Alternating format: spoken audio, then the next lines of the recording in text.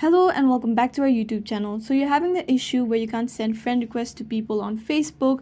Well, we're here to help, but before getting started, remember to support our channel, hit the like button, subscribe, and turn on your notification bell so that you get notified every time we post a new video. Now let's get started. First, open your Facebook app. Now on the men icon that appears on the top of your nav bar, you tap on it, and then you can see after you tap on suggestions, you'll get an add friend button for all your suggestions. So if you add friend, a friend request will be sent to the account that you're adding as friend. As you can see, Facebook is allowing me to add friends or send friend requests on Facebook. However, if your Facebook account does not let you do this and it shows up pop-up saying that you can't send friend requests right now, if you read that carefully, then it will state that we limit the number of friend requests you can send in a given amount of time. So what that means is that you've reached the limit to which you can send friend requests to. What you do is you go ahead and screenshot the window that says that you can't send friend requests right now. After that, you go to the top right corner into the hamburger menu. After that, tap on help and support. Then you'll see the option of report a problem. You tap on it